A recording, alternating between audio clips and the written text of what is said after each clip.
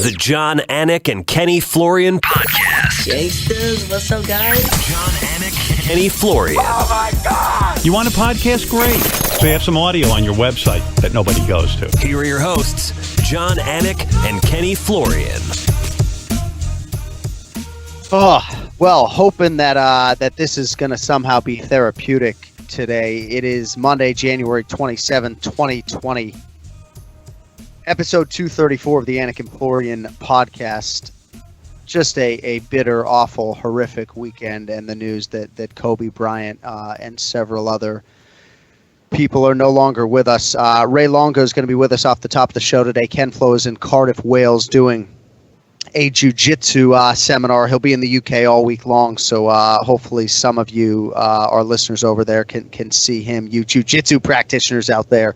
But man, is this heavy today, and I could have canceled the show. We thought about doing that. It's really as sad as I've been to sit down and do this podcast because Kobe Bryant really meant a lot to so many people, as you continue to see the outpouring of love. And I'm just going to try to make some sort of sense today. I'm happy to have my man Raymond Peter Longo with me off the top today. Ray, I don't know how much you followed the NBA or Kobe Bryant's career, or if this registered on your radar at all, but I feel like if you're any sort of sports fan, and this just was a man who was very layered and had a lot of depth to him, and a lot of people across the globe, not just in the U.S., are feeling this loss, my man.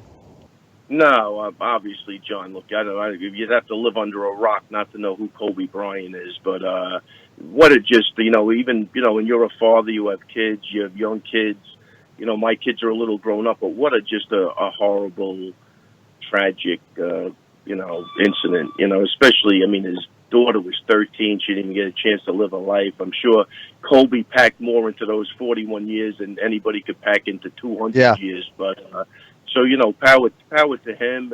Still tragic, but I don't know. I got to tell you, I was in the gym and somebody said it. You don't even want to believe it.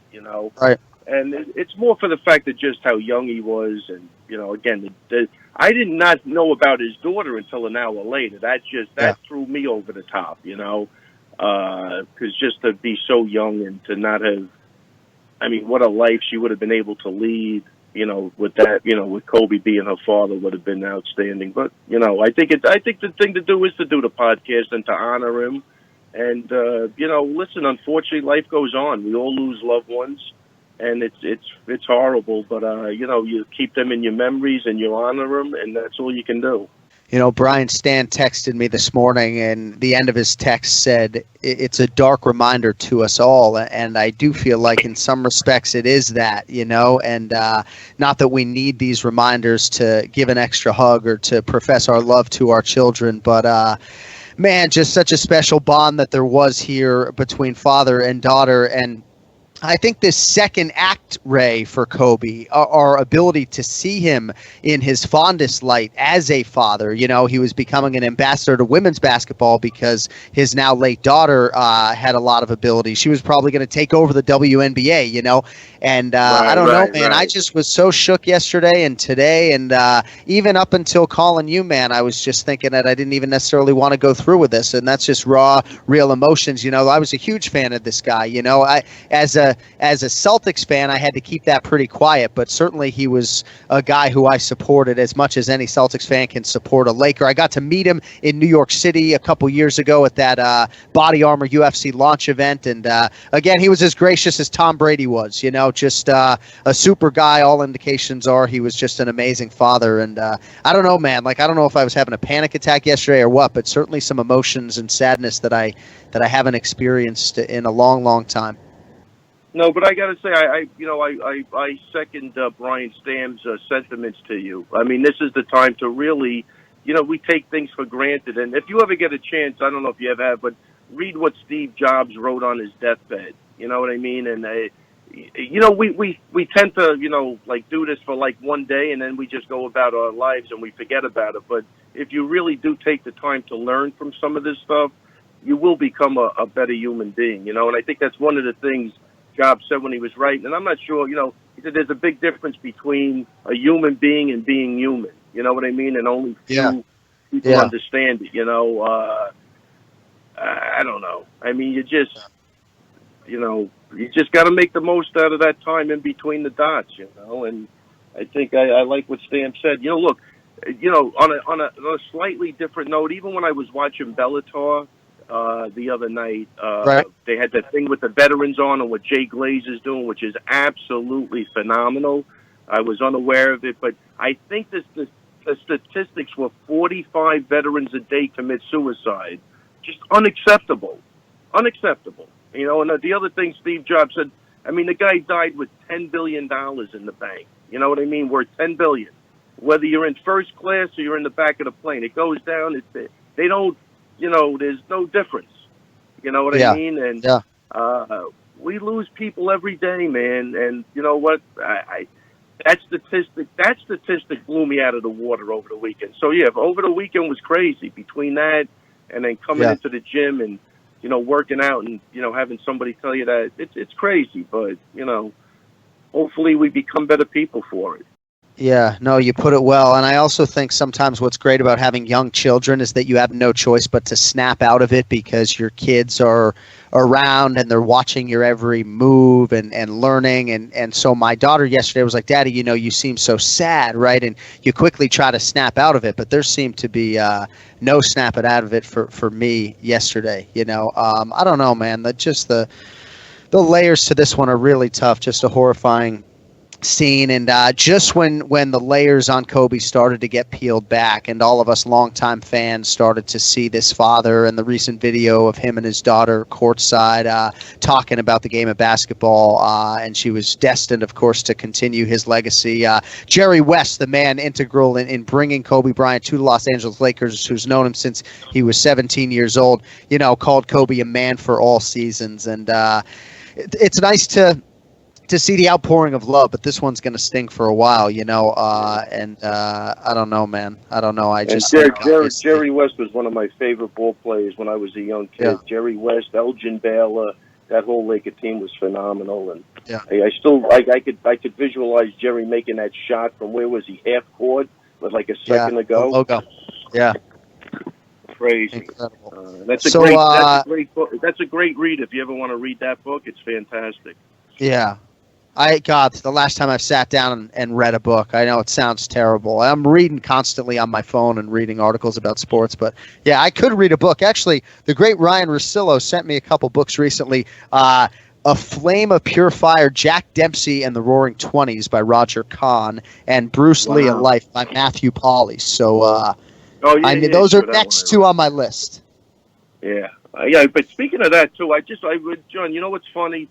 I'm going to tell you something. I want to thank you, guys. I just read an article that somebody did on me that you spoke. You really gave me a lot of kind words, and I just read it like 3 or 4 days ago. And it's funny because when Iaquinta was fighting in Australia, Ben Folks goes, "Hey, can you have a couple of minutes to talk in the lobby?" I said, "Sure." I go down, and we're talking. We're just shooting the shit. Like, we're just going back and forth. I'm venting, I think. I don't know what I'm talking about. But during the conversation, I'm like, wow, this is weird. He hasn't asked me one question about Al.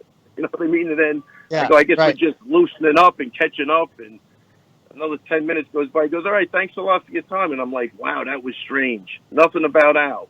All about you. I'm out on the street with Sarah about 3 hours later, and Ben Folks comes walking down the street, and he's like, "Matt, can I ask you a couple of questions about Ray?" And I'm like, I didn't know the article was on me.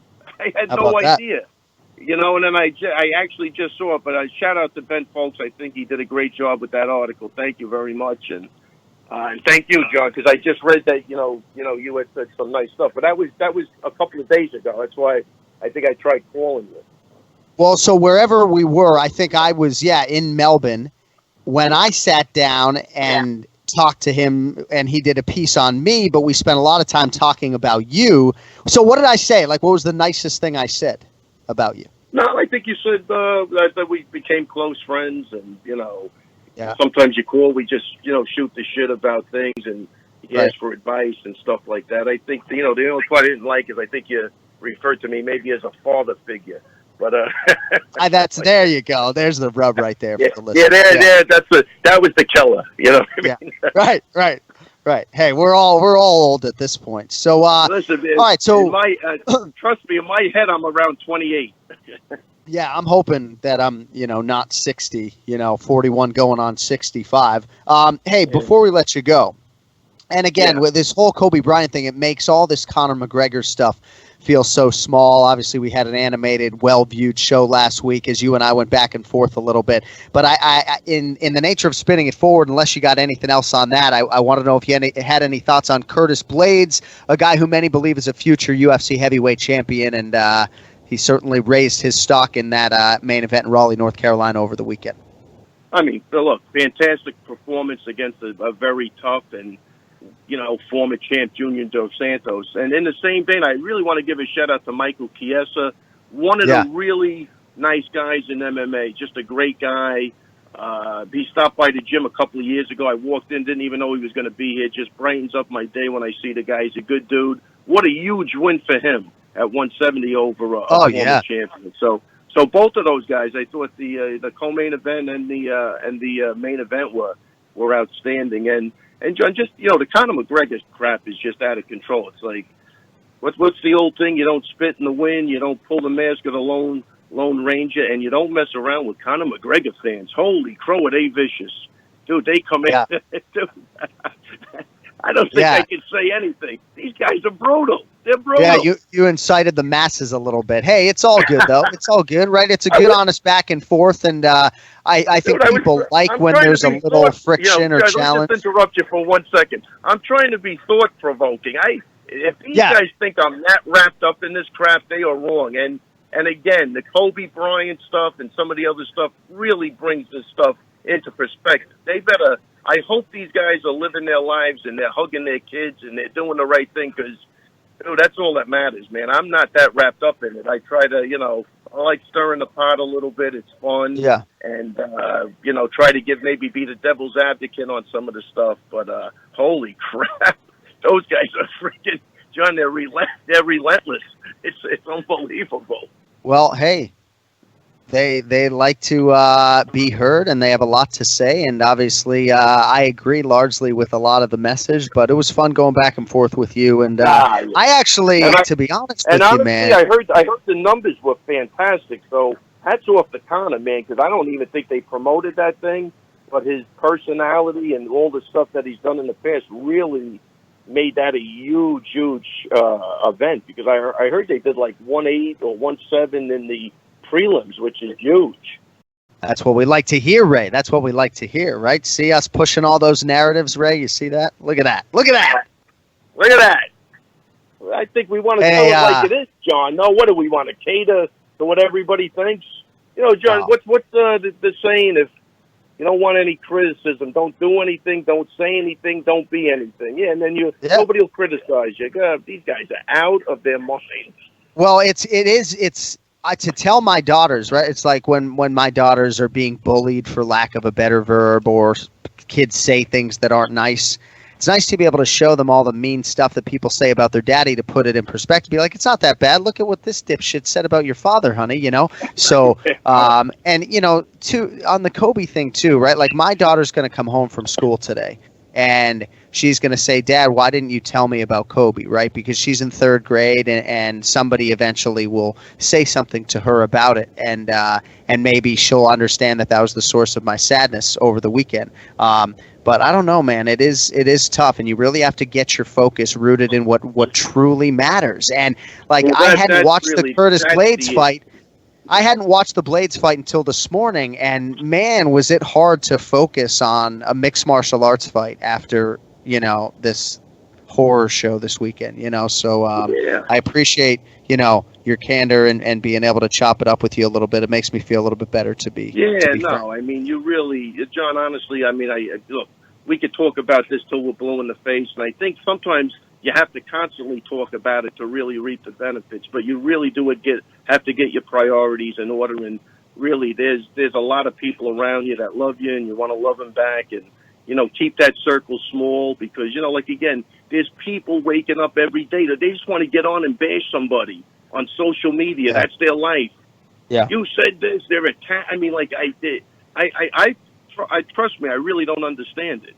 I don't think I don't have it in me to get up in the morning and start bashing people on their Instagram page or their Twitter page. It is bizarre to me. I mean, there has to be something more useful you could do with your time, more productive, like evolve as a person and again, use these tragedies to move forward. You know what I mean? Like, you could look at any of those old, Greek myths, they always have a kernel of truth, and you learn from them. You know what I mean? Yeah. And that's what keeps you in check a little bit, like a religion, Yeah. All right, let's end on a light note, and maybe you can give us something as far as the UFC's Bantamweight division is concerned. It would seem that there are rumblings that Jose Aldo, despite having lost his UFC Bantamweight debut, might get a title fight against Henry Cejudo, potentially in Brazil. Rumors are out there. I'm sure you've heard them. Aljamain Sterling pushed out that Instagram post. Nothing has come of that. Dominic Cruz seems to be training his ass off. Petr Yan hangs in the mix. So does Corey Sandhagen. I mean, can you tell me anything here on a Monday morning about Aljo, about this Bantamweight division? Have you heard anything? Yes.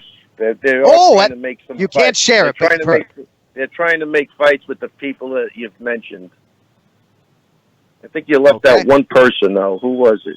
Oh, yeah, Marlon Moraes. Yeah, you left him out. Okay. I didn't hear Cruz's name in the mix. Okay. I think it was Aljo, Yan, Sandhagen, and Moraes. I think that's what they're going to figure that out. All right. Well, maybe there's a main event in there.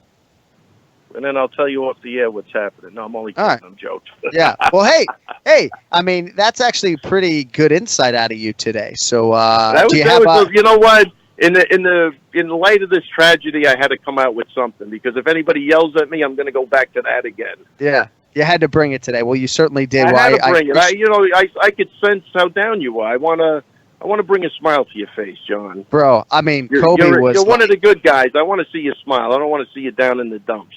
No, I appreciate it. I mean, I have a Lakers jersey in my closet, right? I'm a Celtics fan. I shouldn't even admit that on the airwaves, but I love Kobe. My email address is janik24. The 24 is for Kobe Bryant. I really idolize this guy. And do you remember? Do you know who Elgin Baylor is? Of course. I mean, that guy was a phenomenal basketball player. Yeah, phenomenal. I mean, the Lakers back then and the Knicks, they were just great rivalries, man. It was a great time to watch basketball for me, anyway.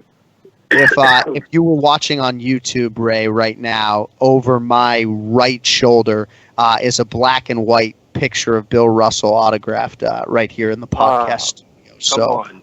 Was there a better competitor than that guy? I'm telling you, and he's the biggest Kobe Bryant fan out there. So unbelievable. Yeah, no, it's like again, and Jerry West, like again, bringing him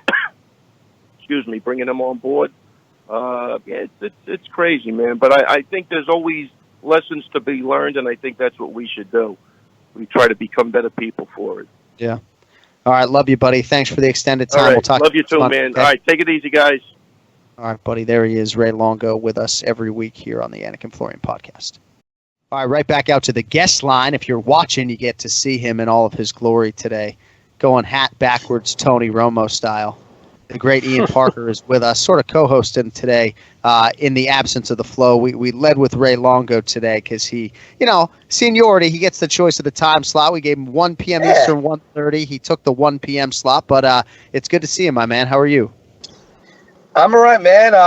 Not going to lie, it was a pleasure laying the smack it down on Kenny this week. I did not want to go back-to-back losses. That would have been terrible. So good to see your face as well, man. Well, we will certainly let you gloat in his presence next week. He's in a car right now, actually driving to Cardiff, but you did beat him 7-3. Big three-pointer there on Michael Chiesa, obviously, but we'll get into that in a little bit. So this was a heavy, heavy Sunday, and so many of us are just sitting around, and it's a forgettable Sunday, right? You're with your kids doing whatever you're doing, and I got the text message that Kobe Bryant had passed away in this helicopter crash, and then later word filtered that obviously there were 9 victims and his daughter, and I don't even know what to say, man. We spent a lot of time with Longo talking about it. this was a pang of sadness and emotional pain that I just haven't experienced in a long time. And it's not to say that I haven't buried loved ones, and I'll never forget the only time I called in sick to ESPN when my late father-in-law, Andrew Kowal, fell down the stairs and passed away, you know. And there's certain days and times in your life that are just really sad. And this has nothing to do with meeting Kobe Bryant in 2017, right? But you just feel like you know someone when you follow their career as intimately as we all did, and when you love the player and follow the player, and then if you get a chance to meet the player, great. But just a giant of a man, as Jerry West said, a man for all seasons. And man, just a tough day and tough hours here for a lot of people across the world. Yeah, you know, growing up, I remember watching the draft when Kobe was drafted to the Charlotte Hornets and then was then sent to the Lakers afterwards. And it's funny, you know, when you grow up and, you know, watching him in that first dunk competition, you know, you don't see guys. I think he was a rookie when he won it.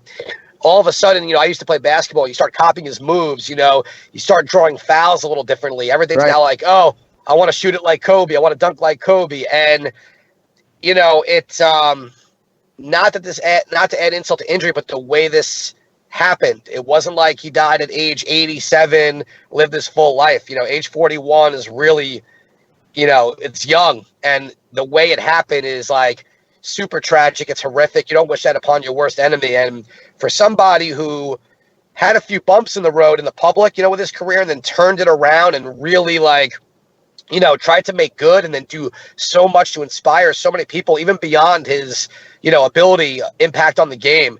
It's awful, and you got to feel for his family. I mean, you know, his wife, you know, it just to wake up this morning, obviously, to have to be a strong mother and have to put her feelings to the side for now. It breaks my heart. You know, I lost my father a few years ago, and to cancer and whatnot, and that was, you know, even though we knew it was coming, you know, the loss doesn't change, but something like this is just different. And, you know, and even to all the other people on the plane as well, I don't want to take away from that loss either. I know the media kind of went down that direction, but yeah, yesterday was a tough day, man. Really sad. And for the surviving daughters, and of course for Kobe's wife, Vanessa, right? They got the two little girls and then another daughter who's 17, who will likely be charged with helping to raise the two little girls. And man, it's just so heavy on so many different levels, and just the nature of the accident and everything else. It's just really, really sad. One of our listeners on Instagram, @SlicedBrett, wrote, "What has made this especially difficult is the general public has gotten an even closer look at the individual after he stepped away from the game and let his guard down." And I think that's a big part of this, is that we all see this version of Kobe Bryant, the doting dad courtside, the basketball coach, right? I don't know, man. Cut down too short doesn't even begin to describe it. And I don't know, man. I'm really at a loss for words, truly. Yeah. Well, look, you know, like I said, seeing that, and, you know, seeing that video, what was it, last week, it went viral, of him breaking down the game to his daughter at the game. You know, it was kind of like, you know, in a weird way, that last thing is his public video was kind of beautiful in a way. You know, you kind of just to see the relationship, like you said, seeing him as the father off the court. So I'm still in shock. You know, obviously I didn't know Kobe. I didn't have the pleasure of meeting him. He was a legend, someone I looked up to growing up, you know, as an athlete. And like I said, just a terrible tragedy. You never know when any of us is going to go or be taken from this world, and you never know how hard something is going to hit you.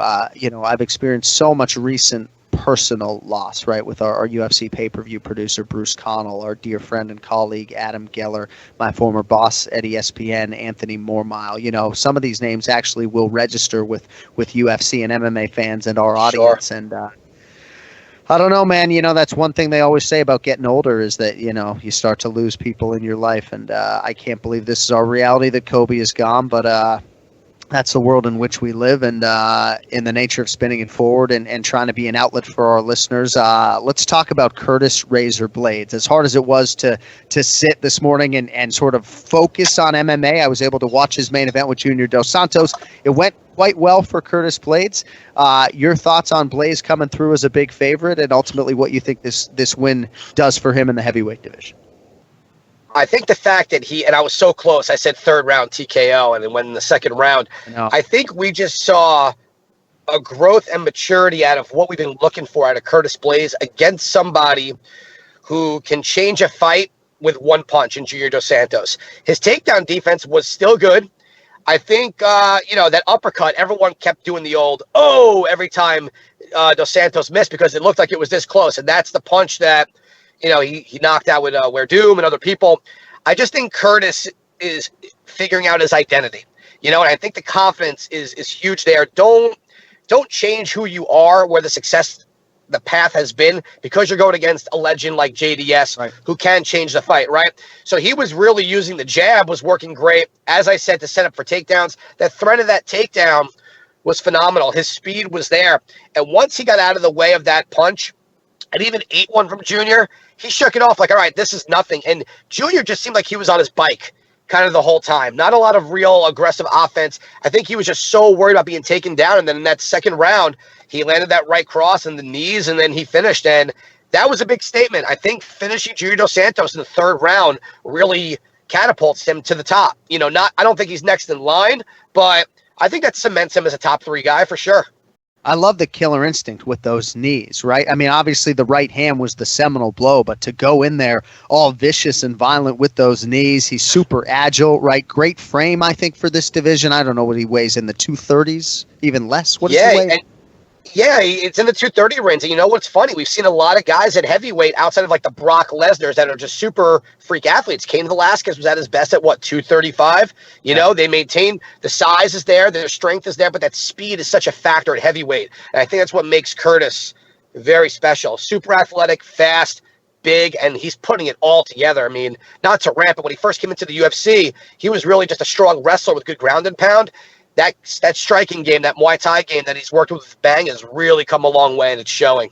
It's really showing. And you've seen the physical transformation as well, right? 100%. Came in little pudgy, obviously, for that UFC debut. And again, Francis Ngannou is the only man to beat this guy, right? And he happens to have done so twice, and that has been a huge obstacle in terms of a title shot for Curtis Blaydes. It's interesting to think that he hasn't realized a title shot at this point in time. When you look at the body of work and the takedowns, right? Needs breakthrough signature wins like this. I understand he likely won't be next, right? Stipe and DC, perhaps that trilogy fight will happen. Maybe not if Stipe has anything to say about it. But this is a very intriguing contender. I was taking notes as he was fighting today. Just a couple other words, like altitude, right? Trains at altitude. Obviously, that's a huge feather in his cap. Trains with these day one coaches, has a tremendous team around him, and he's got the attitude, right? Like, I think he's developed a mean streak. Certainly people will reference the Overeem fight, but you certainly saw it this weekend, right? No problem getting you out of there once he hurts you. So I'm excited to see what he can do. I do believe when I watch him that we're looking live at a future UFC heavyweight champion. I really do. Yeah, when he smelled blood in the water, he went for it and he finished. And I think he saw the opportunity without being concerned about Junior firing off, one of those wild hooks. And look, I think for him, I think he hopes that Rosenstrike beats Francis, because if he does, then Blaydes will go fight Rosenstrike. Winner then could truly fight the winner of Stipe versus DC whenever that fight happens. I think Curtis wants to stay away from Francis. That may be his kryptonite. Yeah. But I think a fight against Rosenstrike, if Rosenstrike can win, is a awesome matchup for Curtis Blaydes, because that fight will go to the ground and Curtis will have no problem going back to his wrestling then. Ngannou is going to be the champion at some point. It just feels like an eventuality. And if he's the champion and Blaydes gets that third fight with him, it's going to be an interesting build, right? Not always the easiest promotional build when you have a guy who's lost to one guy twice. But I don't know, man. When I'm watching Curtis Blaydes, I really believe he's got all the tools. I mean, from a competitive standpoint, if Blaydes is fighting Stipe next weekend, I'm not saying it's a pick'em fight per se. You don't think that's a competitive, close fight right now? Oh, I absolutely do. I think, listen, Stipe was getting, beaten decisively by DC, and then that round that he won, the body shots were landing, and he just caught DC at the right moment. I think that the heavyweight division, within the top 4 or 5 guys, any one of them could beat any one of them just because of the stylistic situation here. I think that Curtis Blaydes could put Stipe on his back. I think he could also outstrike him. I think he would be the faster guy. Stipe obviously is super resilient, has overcome a lot of adversity in fights like the Overeem fight, and yeah, man, listen, I'm good with any one of these guys fighting each other. I think DC deserves the trilogy fight 100%. I love that Rosenstrike is getting this fight against Francis. And I think that Curtis Blaydes is going to sit there and he's going to really have an interesting couple of options in the next 3 months to really decide which way he wants to go. And I just think that he wants anybody but Francis in this situation. Yeah, right. Can you imagine if Jairzinho Rosenstrike goes into Columbus, Ohio on March 20th and knocks out Francis Ngannou? I mean, can you imagine what the dude did in 2019, he knocks out that fucking guy? Can you imagine? If he wins and knocks him out, I then feel bad for him because then he's going against a wrestler in Curtis Blaydes where it's coming. To do all that work to just get taken down and probably beat up on the ground for 5 rounds is rough, but I'm really looking forward to that fight with Rosenstrike. He can't be counted out, and I think this is the first time you're seeing 2 guys that we know this fight's not going to the ground. This is going to be like Rock'em Sock'em Robots at its best, and somebody's going to sleep. That over-under should probably be 58 seconds at best in the first round. Wild. And crazy that's actually still 2 full months away, but congrats to Curtis Razor Blaydes, bona fide heavyweight contender. Anything for us on Junior Dos Santos on the other side? Certainly Daniel Cormier called his fight IQ into question, if you want to call it that, just in terms of going back to the well with that uppercut without much of a setup. Any thoughts on JDS in this heavyweight division and what he needs to do to sort of get back into contention? Did he do an interview with DC after the fight? No, he was out of there. No, he excuse me. You passed your cough over to me. No, he didn't. I think for JDS, it's just like I said, at this point in his career, some of these guys, the heavyweight division, these top guys are evolving. Whether it's the power, whether it's the speed, and I said from the get-go, I know Kenny had JDS because of the power. I just think that Curtis is a different type of heavyweight. If we go back to the speed, I think he's very well-rounded, and I think for Junior, if he's to continue his career in the UFC, I don't see him ever getting back to a title. As much as I love the guy, he smiles. If you want to go watch a clip of him with Dancing with the Stars, that dude was as happy as a pig in shit. It was hilarious. He was really so happy, like the over-exaggerated dance. He's like, oh, it's just right in his fucking wheelhouse, man. Oh, so in his wheelhouse. And, I hate to see him get ripped apart the way he did, but listen, he may have to become a gatekeeper at this point. I still think there are some winnable fights. I'd love to see him fight Derek Lewis at some point. I think that's a cool stand-up fight we'd see happen. And who doesn't want to see Derek Lewis get a win and get back on that mic? So I think for JDS, they fought in the main event in Wichita, if I'm not mistaken. Not all. Oh, correct. Right? You're right. My mistake. Together. I'm stunned. I remember that, honestly. Yeah, no. You know what? Good call. That's a good call on that one. My apologies. But I just think that maybe towards the bottom part of the top 10, it's still competitive for him. I think he's going to be a gatekeeper. Right. I don't know how much more he has left, though. To DC's point, there wasn't a whole lot of evolution in that game to really prepare himself for the new breed of heavyweight per se. By the way, I want to cater to the audio and the listeners and not always the video, but I do love this visual of you presumably getting ready to pick up a child here in about 24 minutes. I see the sippy in the car seat behind you, and I can relate. Oh, that's right? gross. Like, that's my world.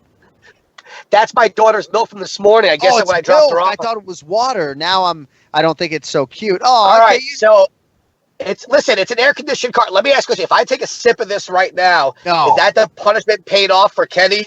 Oh, can you actually put the spoiled milk back in the it's not spoiled. It's not. Great. It's not. Listen, I pledged fraternities up in Albany. I drank way worse shit than that. Oh, see, that's the thing. Like, and you and I both pledged fraternities. I guarantee that your hazing was tougher than mine. Mine had its challenges, but see, I wouldn't have ingested a bunch of shit against my will, right? Like, I had to drink beer and do some really unpleasant things. But if I was told to drink, and these are things that I know people have done, right? Like, drink a bottle of chilled soy sauce, as fast as I can, fuck off.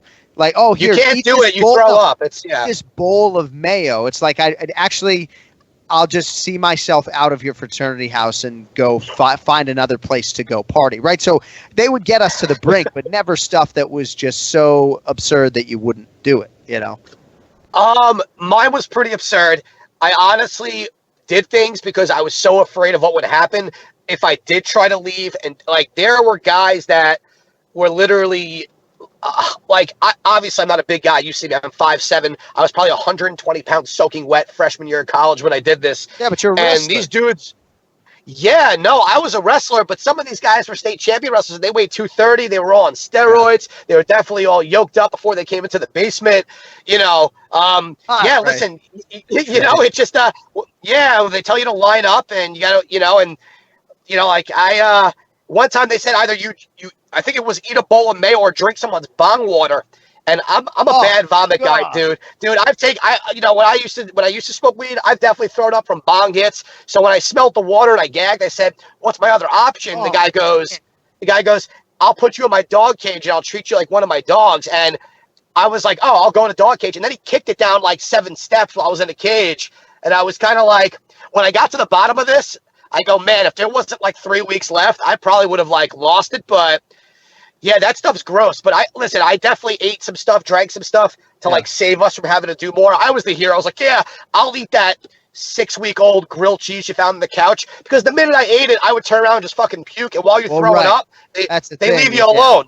Yeah, you chug the bong wine and spit it all out or whatever you got to do. But this content is free, ladies and gentlemen. By the way, this is free every Monday if you're interested. It's all free. Try the deal. Michael Chiesa, the Ultimate Fighter Live's Michael Chiesa. And by the way, heretofore, when Bruce Buffer introduces him, he's not going to say the Ultimate Fighter Season 15 winner. No, it was not Season 15. It was the Ultimate Fighter Live. It was the only live season. Yeah. It was the most treacherous season for those athletes. And here is Michael Chiesa in 2020, a bona fide welterweight contender, realizing success in the weight class he should have been competing in for a long time. And now he gets a win over a still game Rafael dos Anjos. Certainly, if you're looking at the biggest winners over the weekend, Michael Chiesa is front and center for me, kid. Yeah, so when Kenny and I did this breakdown, I pretty much said that he's going to be the much larger guy. Rafael dos Anjos, does not have the best takedown defense. And also cardio-wise, we sometimes see him fade later in the rounds, and Chiesa just doesn't stop. Very similar to like a Colby Covington, but with not as good of hands.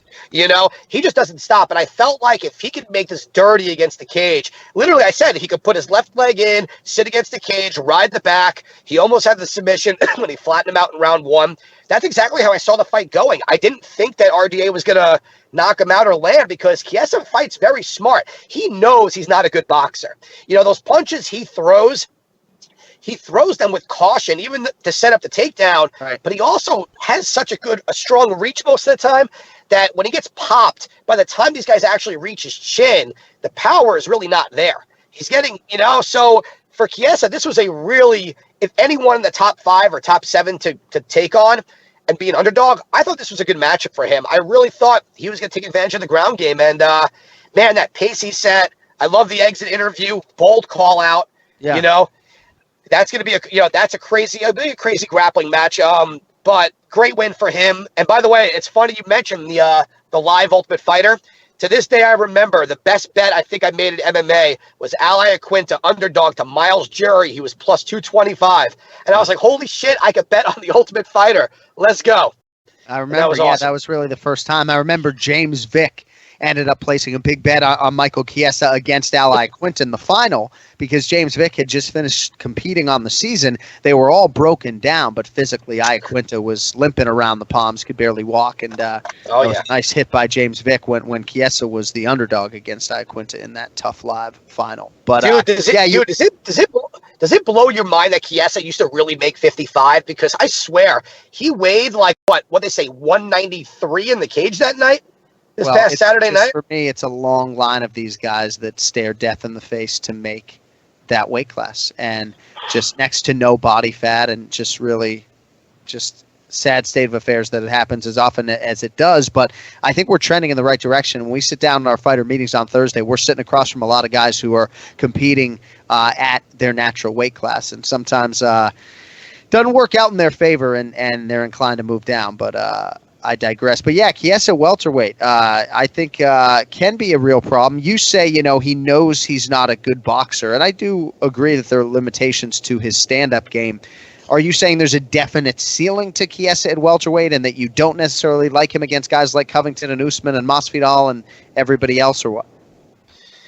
I think it's for him, it's got to really be the right matchup. If he goes against someone that has great takedown defense and has the cardio, he's going to have to stand up and fight. And his whole stand-up is to set up the grappling game. And if he can't get to the fight to the ground, I don't know how many guys he could truly outbox. I'm not saying it can't get better. I think that he has to. I don't know who he trains with sparring-wise and just boxing. Sometimes when these guys get to a certain level, they don't get the right guy standing opposite side of them. But in a fight against someone like Usman, I do not see him winning that fight. I don't think he's going to overpower Usman. Kamaru is one of the bigger, guys in that weight class as well, and he will have better boxing than Chiesa. So, it's, I think it's something he has to really look at. I think the style is really going to make the matchup. Like if he were to fight maybe Nate Diaz at 170, Nate throws a lot of output, not a ton of power. I think Chiesa could have success against Nate Diaz, and it'd be because he would he'd have the size, and Nate's really a 55er. That's kind of where I'm at with Chiesa. I think, listen, he did absolutely beautiful work Saturday night. You couldn't have asked him for a better performance. He was happy. He was healthy in the way he did it, executed the game plan. I don't know past this point if that game plan is going to work against anybody else, though. Well, I always like betting on the cardio guy, and he is certainly that. You saw how fresh he was after second round. And it's interesting when he talks about a potential fight with Colby Covington in July, because you're sort of calling out the consummate cardio guy. And if that were a 3-round non-main event, that would feel like 15 minutes would just rip off the clock between those guys potentially. But we'll see what they do. I mean, he's put himself in prime position here in the welterweight division, and certainly I got a special place in my heart for all those Ultimate Fighter Live guys, so very happy to see Chiesa start to realize a little bit of welterweight greatness here. Obviously, Iaquinta fighting Khabib was a big moment for that live season's cast, but we'll see how far Chiesa can take this thing. But good head coach, good team, and happy for Team Chiesa. Anything else for us on the UFC Raleigh card? Angela Hill, you got to feel good for her. Dominic Cruz has always said that he feels like she, among all the litany of women at Alliance MMA that have been there over the years, whether it's Kat Zingano or Beck Rawlings, Lauren Mueller, Lauren Murphy, I believe no, Lauren Murphy wasn't there, but maybe she was. A lot of different women have been under that roof. Angela Hill, he believed, showed the most potential and starting to realize it, staying active. There have been short notice fights, but big finish over a very tough Hannah Cyphers. I wanted to shout out Angela Hill. You got anything else for us on North Carolina, my man? I mean, Trevor Whitman said it best against Angela Hill, and everyone said it from day one. She's got the athletic ability, the striking's there. It's just more about finding what works best for her. And even in this fight against Hannah Cyphers, remember what I said? Don't let it be a brawl. Keep the distance. Utilize your striking. And what was surprising and impressive was the way that she, instead of when she did the clinch, throwing a knee, which Hannah expected, she then used it to sweep and landed in a great position, which was the finish. Seeing her finish Hannah, who Hannah is tough, seeing it be because of a takedown and on the ground, I think, listen, Angela Hill's she's got a lot of potential. I think, again, it's going to come down to certain matchups. If she goes against strikers, she's got a great shot. Against somebody who is fully well-rounded, top to bottom, I still think she'll have trouble. But listen, phenomenal win. She finished. Can't really ask for anything more out of her in that fight. It was great. Certainly starting to find her style, and just happy for a good egg, Angela Hill.